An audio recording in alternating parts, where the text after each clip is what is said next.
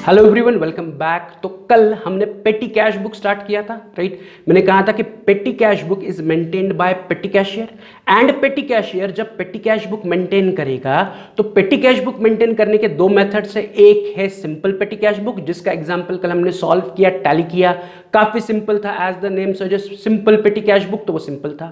आज हम second type of petty cash book, जो आपके एग्जाम पॉइंट ऑफ व्यू से इंपॉर्टेंट है, that is analytical petty cash book का इलस्ट्रेशन सॉल्व करेंगे। कौन सा? पेटी कैश बुक ही, जहां पर हम छोटे मोटे खर्चे रिकॉर्ड करेंगे। कौन रिकॉर्ड करेगा? पेटी कैशियर रिकॉर्ड करेगा।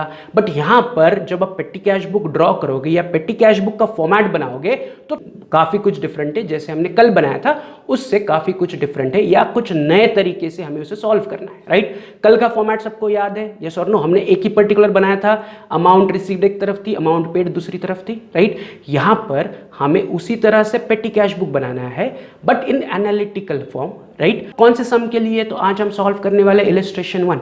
तो ये हमारा सम है। इस सम के लिए हमें एनालिटिकल पेटी कैश बुक बनाना है। क्या दिया पहले पढ़ते हैं, राइट। उन्होंने कहा है मिस्टर सौरभ द पेटी cashier of Raje mobile company. Saurabh is the पेटी कैशियर, राइट। हेड कैशियर कोई और है। सौरभ को रिस्पॉन्सिबिलिटी दी है कि वो पेटी कैश का हिसाब रखेगा।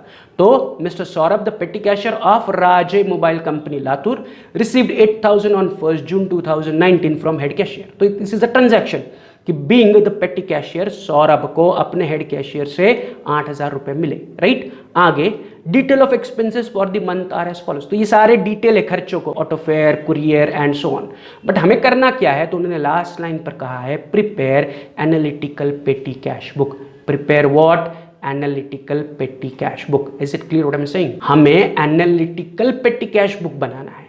अब जब हम एनालिटिकल पेटी कैश बुक या इसे कॉलमनर पेटी कैश बुक भी कहते हैं, तो इसका मतलब समझ लो। कल हमने जो पेटी कैश बुक बनाया था वो भी पेटी कैश बुक था, but simple petty cash book था। वहां पर हमने पैसे आने की एंट्री की और पैसे जाने की एंट्री की। आज जब हम पैसे जाने की यानी कि खर्चे की एंट्री करेंगे तो हमें खर्चे को अलग अलग हेड्स के अंदर डिस्ट्रीब्यूट करना है, या अलग अलग हेड्स के अंडर लिखना है, या नथिंग बट हमें खर्चों का एनालिसिस देना है to the head cashier. Means what? कि हम जितने भी खर्चे दिए उन्होंने 1 तारीख से लेकर 30 तारीख तक, इन्हें कैटेगराइज करेंगे अलग अलग हेड के नीचे, राइट। लाइक फॉर एग्जाम्पल, उसे समझने के लिए मैं फिर से आ रहा हूं फर्स्ट खर्चे पर। 1 तारीख का खर्चा है ऑटो फेयर। तो ऑटो फेयर यानी कि ऑटो रिक्शा का खर्चा, राइट। आपके ऑफिस स्टाफ को कहीं पर जाना था तो बीइंग पेटी कैशियर आपने उसे पैसे दिए, कहा कि आपके ऑफिस की तरफ से पैसे खर्च करो। तो उसने बताया कि 255 रुपए मेरे ऑटो किराए पे चले गए, ऑटो फेयर पे चले गए। बट ऑटो फेयर ट्रैवलिंग के लिए अगर आप पैसा खर्च करते हो तो उसे कहा जाता है एज ट्रैवलिंग एंड कन्वेंस। तो मैं ऑटो फेयर को ट्रैवलिंग एंड कन्वेंस के ग्रुप के अंदर लिखूंगा। तो मैं क्या करूंगा, यहां पर खर्चों का अलग अलग ग्रुप बना रहा हूं। Like auto fare comes under travelling and conveyance, तो travelling and conveyance is my first group. Is it clear? तो हमें क्या करना है, इसी प्रकार सारे खर्चे सम सॉल्व करने से पहले ही सारे खर्चे पढ़ने हैं, ताकि हम उसके हिसाब से कॉलम्स बना सके। तो यहां पर हमें जितनी कैटेगरीज ऑफ खर्चे मिलेंगे उतने हर एक कैटेगरी के लिए हमें कॉलम बनाना है। वो कैसे बनाना है वो बात की बात है। पहला काम क्या हमारा, हेंस फोर्थ, जब भी हम पेटी कैश बुक को एनालिटिकल मेथड से बनाएंगे, या हम analytical petty cash book draw कर रहे हैं, या हम एनालिटिकल पेटी कैश बुक का सम सॉल्व कर रहे हैं, तो हमारा पहला काम होगा जितनी भी दिए हुए खर्चे हैं उन्हें अलग अलग कैटेगरीज में या अलग अलग क्लासेस में आपको डिवाइड करना है। जैसे कि ऑटो फेयर, बस फेयर, टैक्सी फेयर, यानी कि हमें एज अ पर्सन ट्रैवल करने के लिए जितने खर्चे आते हैं वो ट्रैवलिंग एंड कन्वेंस में लिखेंगे। सामान भेजने का नहीं, वो ट्रांसपोर्टेशन कहलाएगा। ह्यूमंस, ऑफिस स्टाफ जब एक जगह से दूसरे जगह जाते तो उसे ट्रैवलिंग कहते हैं। तो बस का किराया, ऑटो का किराया, टैक्सी का किराया, ये और नो, इनको हम ट्रैवलिंग एंड कन्वेंस के कैटेगरी के अंदर लिखेंगे।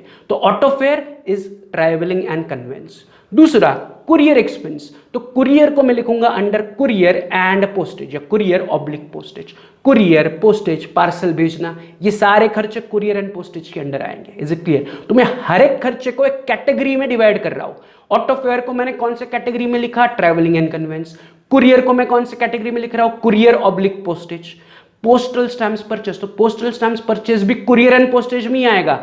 तो उसके लिए अलग से हेड लिखने की जरूरत नहीं है। तो जो पोस्टल स्टैम्प्स परचेस है इट इज पोस्टेज का खर्चा। आप जब लेटर भेजते हो तो उस पर स्टैम्प्स लगाते हो, यस और नो? तो postal stamps is again for courier या फिर पोस्टेज, पार्सल भेजने के लिए, जो लेटर है उसे भेजने के लिए। तो postal stamps will also come under courier oblique postage. तो मैं उसके आगे कुछ नहीं लिख रहा हूं, एक हेड एक ही बार लिखना है तो काउंटिंग में आसानी होगी। हर एक के आगे में लिखने लगो तो फिर कंफ्यूजन हो जाएगा, काउंटिंग में मुश्किल होगी। Is it clear? So what am I doing, एक हेड एक ही बार लिख रहा हूं। Like courier expenses courier postage में आएगा, पोस्टल स्टैम्प्स भी कुरियर पोस्टेज में आएगा, तो मैं उसे फिर से नहीं लिख रहा हूं, राइट? मैं एक हेड को एक ही बार नोट डाउन कर रहा हूं। अगला खर्चा, eraser pen pencil purchase. Eraser pen pencil purchase, तो eraser pen pencil paper files ये सारी चीजें आती है under printing and stationery, yes और नो? तो मैं उसे प्रिंटिंग एंड स्टेशनरी के कैटेगरी में लिखूंगा। इज इट क्लियर कि आपने पेपर्स खरीदा या कुछ प्रिंट किया या जेरोक्स निकाला, ये सारा किसके कैटेगरी के अंदर आएगा? प्रिंटिंग एंड स्टेशनरी के कैटेगरी। तो इरेजर पेन पेंसिल को मैं लिख रहा हूं अंडर प्रिंटिंग एंड स्टेशनरी, एक कैटेगरी को एक ही बार लिखना है। नेक्स्ट इज स्पीड पोस्ट या स्पीड पोस्ट चार्जेस। तो it again is part of courier and postage, तो फिर से लिखने की जरूरत नहीं है। तो वी नो स्पीड पोस्ट किसके अंदर आएगा? कुरियर एंड पोस्टेज के अंदर आएगा। तो मैंने लिख लिया ऑलरेडी, फिर से मैं नहीं लिख रहा हूं, राइट? बस याद रख रहा हूं कि हाँ speed post is under courier oblique postage. तो आप भी क्या करो, पेंसिल से जैसे मैं लिख रहा हूं, ऑटो फेयर के आगे travelling and conveyance, courier expenses के आगे कुरियर एंड पोस्टेज, फिर पोस्टल स्टैम्प्स कुरियर पोस्टेज में आएगा तो मैं फिर से नहीं लिख रहा हूं। इरेजर पेन पेंसिल्स आएगा प्रिंटिंग एंड स्टेशनरी, तो आप भी पेंसिल से आपके टेक्स्ट बुक में लिखो। Speed post courier and postage में आएगा तो मैं फिर से नहीं लिख रहा हूं। फिर है टैक्सी फेयर, तो टैक्सी फेयर, टैक्सी से हम एक जगह से दूसरी जगह ट्रैवल करते हैं, तो टैक्सी फेयर भी ट्रैवलिंग एंड कन्वेंस के अंदर आएगा, तो मैं फिर से नहीं लिख रहा हूं, राइट? तो टैक्सी फेयर याद रखो कि किस में आएगा? ट्रैवलिंग एंड कन्वेंस में आएगा। Is it clear? Taxi fare के बाद अगला आइटम है रिफ्रेशमेंट। तो रिफ्रेशमेंट हमारे ऊपर कहीं पर फिट नहीं हो रहा है। रिफ्रेशमेंट यानी कि ट्रैवलिंग का खर्चा नहीं है, ना कुरियर का है ना स्टेशनरी का है, तो रिफ्रेशमेंट को कहा जाएगा as miscellaneous expense. Refreshment is always termed as what? Miscellaneous. Miscellaneous मतलब जिसके लिए अलग से कैटेगरी बनाने की जरूरत नहीं है। स्टेशनरी के लिए अलग से बनाओ, कुरियर पोस्टेज के लिए अलग से बनाओ, राइट? ट्रैवलिंग कन्वेंस के लिए अलग से बनाओ, बट रिफ्रेशमेंट जैसे खर्चे के लिए अलग से कैटेगरी बनाने की जरूरत नहीं है। तो जिनके लिए अलग से कैटेगरी बनाने की जरूरत नहीं है उसे हम मिसलेनियस एक्सपेंसेस के अंडर लिखेंगे। तो what I am writing? Miscellaneous expenses. Refreshment के आगे मैं लिख रहा हूं MISC, मतलब मिसलेनियस एक्सपेंसेस, राइट? उसके बाद ऑटो फेयर। ऑटो में से हम ट्रैवल करते हैं तो auto fare is for travelling and conveyance, तो auto fare is under travelling and conveyance, तो मैं फिर से लिख नहीं रहा हूं, राइट? फिर रजिस्टर्ड पोस्टल चार्जेस, तो again registered postal charges is a part of courier and postage, right? तो वो उस कैटेगरी में जाएगा, तो कोई नई कैटेगरी क्रिएट नहीं हो रही है। तो जब कोई नई कैटेगरी क्रिएट हुई तो ही हम लिखेंगे, अगर वो पुरानी कैटेगरी में फिट हो रहा है तो फिर से लिखने की जरूरत नहीं है। तो registered postal charges courier postage में फिट हो रहा है तो फिर से नई कैटेगरी कोई लिखने की जरूरत नहीं है, राइट? फिर ऑटो फेयर पुरानी कैटेगरी ट्रैवलिंग कन्वेंस में फिट हो रहा है तो इसलिए मैं उसके आगे कुछ नहीं लिख रहा हूं, राइट? नई कैटेगरी क्रिएट होगी तो लिखो। Is it clear? आगे कार्टेज। कार्टेज का मतलब है हमाली। कार्टेज हमाली, जब आप कंटेनर्स या बॉक्स या कोई सामान लेके आते हो या बेचते हो तो उसे लोड या अपलोड या अनलोड करने के लिए आपको हमाली देनी पड़ती है। आपको याद होगा वो कार्ट होता है, 2 पहियों वाला कार्ट होता है जो हमाल है, वो उसे एक जगह से दूसरी जगह लेके आता है, उसे कार्टेज कहते हैं। तो कार्टेज के लिए we have to specify the category. Cartage के लिए कैरेज एंड कार्टेज नाम की कैटेगरी है। तो कैरेज एंड कार्टेज में हम कौन से खर्चे लिखेंगे? जो गुड्स ट्रांसपोर्ट से रिलेटेड है एंड गुड्स हैंडलिंग से रिलेटेड है, कि गुड्स को लोड करना अनलोड करना, राइट? या गुड्स को एक जगह से दूसरी जगह ट्रांसपोर्ट करना। तो जो ट्रांसपोर्ट, नॉट ट्रैवलिंग है, ट्रैवलिंग मतलब मैं या आप एज ए ह्यूमन बीइंग एक जगह से दूसरी जगह जाते हैं तो उसे ट्रैवलिंग कहते हैं। गुड्स को एक जगह से दूसरी जगह जब हम भेजते हैं तो उसे ट्रांसपोर्ट कहते हैं। तो गुड्स से रिलेटेड ट्रांसपोर्टेशन एंड गुड्स से रिलेटेड लोडिंग अनलोडिंग या हमाली का खर्चा लाइक कार्टेज, ये आता है under carriage and cartridge category. तो नई कैटेगरी क्रिएट हो रही है यहाँ पर, या हम नई कैटेगरी में से लिख रहे हैं तो मैं उसके सामने कार्टेज के सामने carriage and cartage as a मेरी नई कैटेगरी लिख रहा हूं। Is it clear? तो हर बार जब नई कैटेगरी क्रिएट होगी तो मैं नाम लिख रहा हूं, अदरवाइज लिखने की जरूरत नहीं है। अगला कंप्यूटर स्टेशनरी, नाम में ये कंप्यूटर स्टेशनरी परचेस, तो ये कौन से कैटेगरी में जाएगा? ये जाएगा प्रिंटिंग एंड स्टेशनरी के अंदर। तो इसके लिए ऑलरेडी कैटेगरी हमने लिखी हुई है तो फिर से लिखने की जरूरत नहीं है, राइट? उसके बाद बस फेयर, तो बस से हम ट्रैवल करते हैं तो bus fare is part of travelling and conveyance, तो कोई नई कैटेगरी लिखने की जरूरत नहीं है।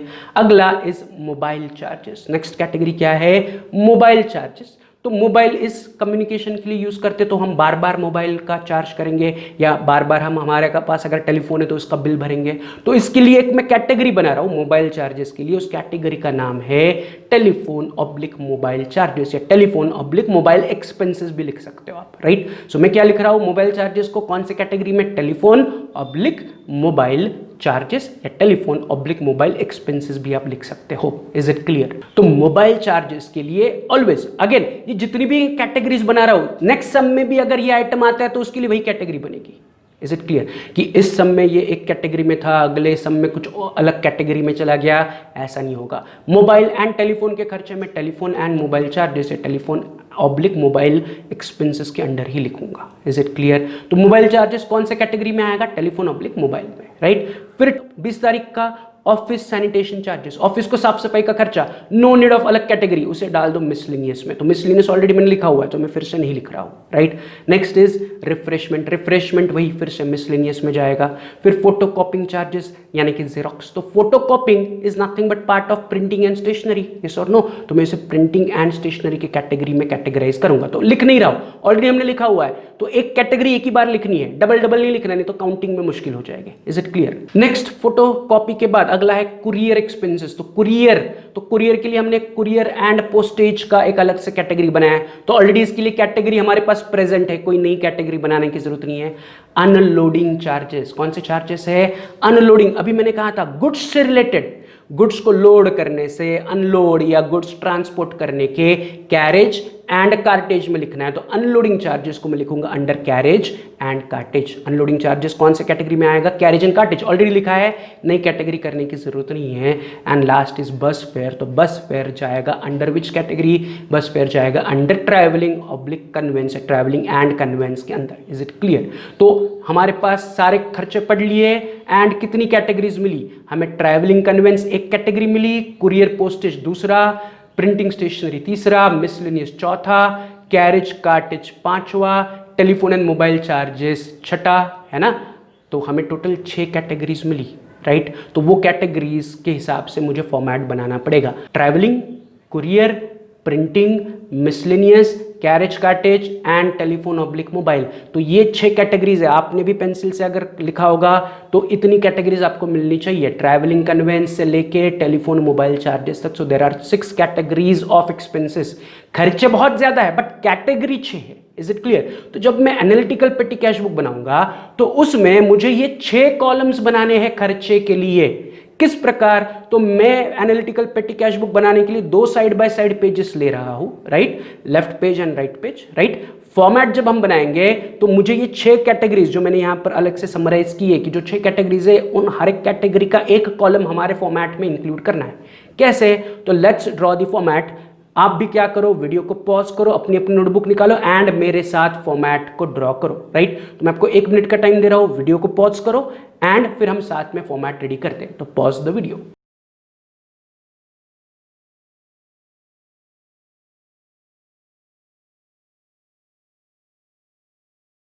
चलो, तो सबने अपने अपने नोटबुक्स निकाले, पेन पेंसिल स्केल निकाला।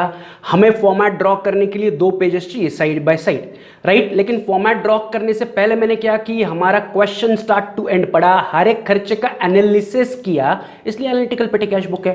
एंड हर एक खर्चे के लिए मैंने कैटेगरी डिसाइड की, तो सारे खर्चे मिलके 6 कैटेगरी में डिवाइड हो रहे हैं, राइट। जितने खर्चे उतनी कैटेगरी अगर होगी तो फिर आपका बहुत टाइम चला जाएगा, ऐसा नहीं है। हर एक खर्चे के लिए एक स्पेसिफिक कैटेगरी है। तो ट्रैवलिंग कन्वेंस में जितने भी ट्रैवलिंग से रिलेटेड खर्चे वो जाएंगे, कुरियर पोस्टेज में कुरियर एंड पोस्ट ऑफिस या लेटर भेजने से रिलेटेड सारे खर्चे जाएंगे, टेलीफोन मोबाइल चार्जेस में टेलीफोन एंड मोबाइल के रिलेटेड खर्चे आएंगे, प्रिंटिंग स्टेशनरी में सारे स्टेशनरी एंड प्रिंटिंग से रिलेटेड खर्चे आएंगे, जिनके लिए कोई कैटेगरी नहीं उसके लिए मिसलेनियस एक्सपेंसेस। एंड लास्ट हमने देखा था कैरेज एंड कार्टेज, जहां पर गुड्स से रिलेटेड खर्चे हमें लिखने हैं, ट्रांसपोर्टेशन से रिलेटेड खर्चे हमें लिखने हैं, लोडिंग अनलोडिंग से रिलेटेड खर्चे लिखने, मतलब गुड्स से रिलेटेड खर्चे will go to carriage and cartage. Is it clear? तो ये हमारी 6 कैटेगरीज है। इसे हमें फॉर्मेट ड्रॉ करते वक्त हमें फॉर्मेट में इनका हर एक का एक कॉलम बनाना है। बट कैसे? तो मैं 2 साइड बाय साइड पेजेस ले रहा हूं।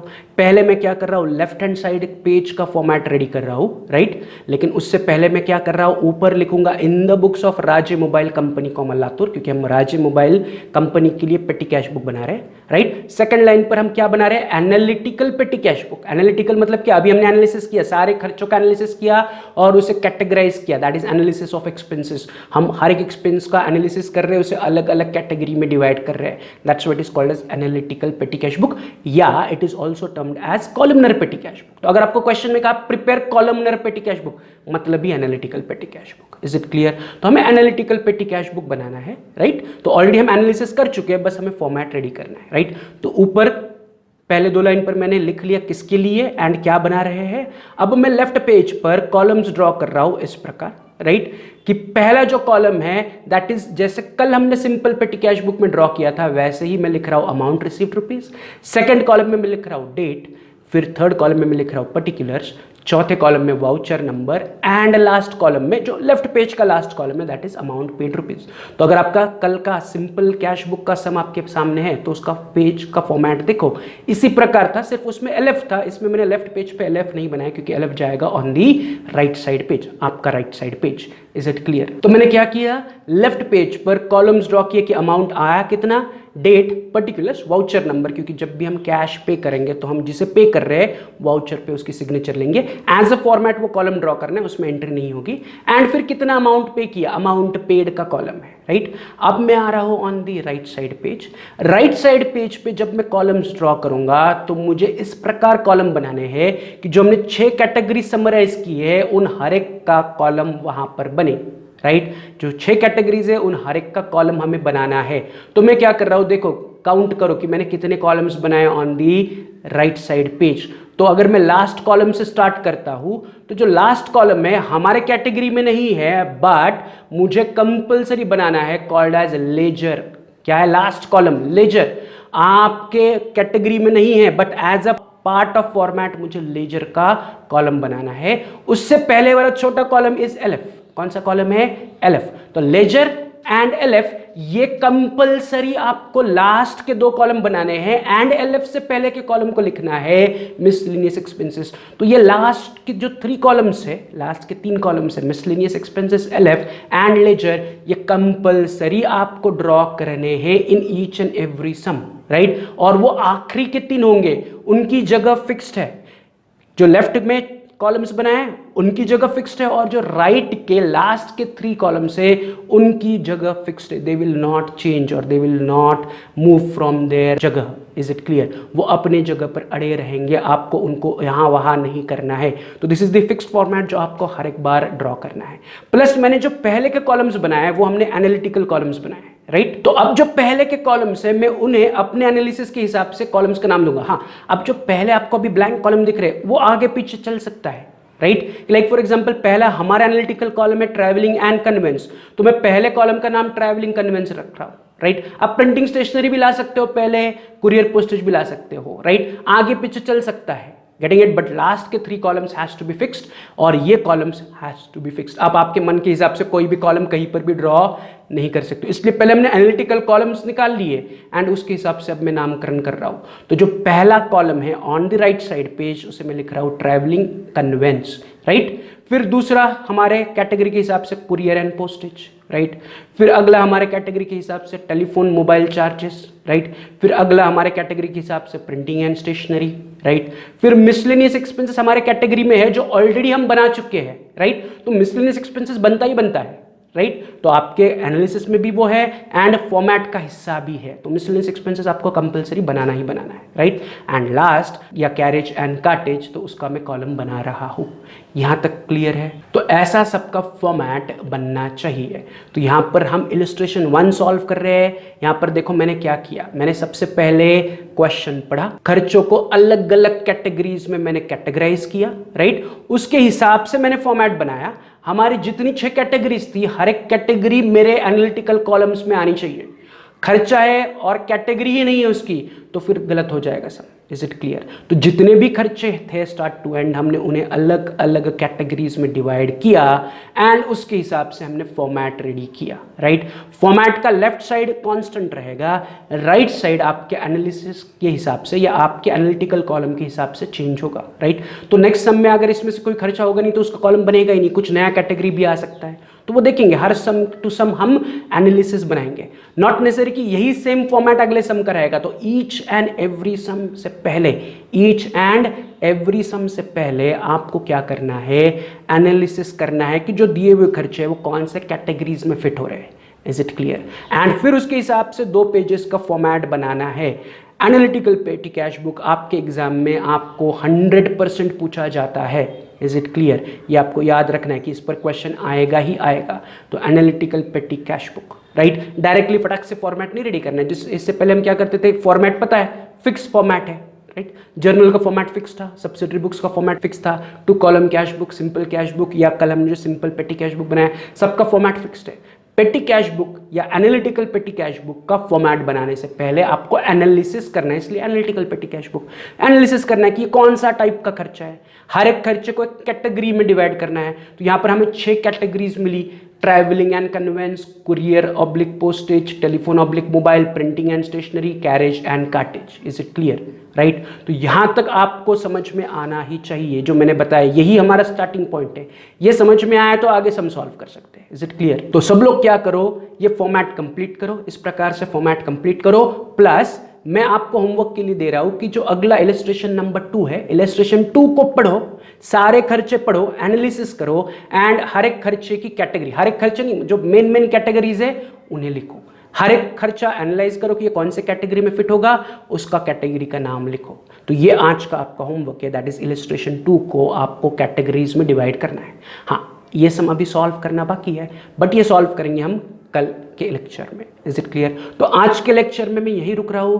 आज हमने बस कॉन्सेंट्रेट किया कि how to prepare a format for analytical petty cash book. अगर डाउट है तो फिर से स्टार्ट टू एंड लेक्चर समझो, पढ़ो या रिपीट करो, फिर से देखो एंड फॉर्मेट रेडी करो। सबका 2 पेजेस का फॉर्मेट, स्टिल एंड, राइट, यहां पर नहीं दिख रहा है तो स्टार्ट टू एंड पूरे पेज का फॉर्मेट चाहिए। लेफ्ट पेज पूरा, राइट पेज पूरा एंड इस प्रकार से कॉलम, ऊपर टाइटल। तो सबका इतना फॉर्मेट रेडी होना चाहिए। कल हम आने के बाद इस सम को सॉल्व करेंगे एक साथ, right. Is it clear? Plus मैंने कहा है कि इलस्ट्रेशन 2 के खर्चे पढ़ो एंड उनके खर्चों को कैटेगराइज करो, जैसे हमने इस सम के शुरुआत में किया। Is it clear? चलो, तो फिर आज का लेक्चर हम यही कंक्लूड कर रहे हैं। मिलते हैं कल आने के बाद ये सारे सम को, जितनी भी ट्रांजैक्शन दी है, एक एक करके हम पोस्ट करेंगे। Is it clear? चलो, तो आज के लिए इतना ही। Have a good day, see you tomorrow, bye.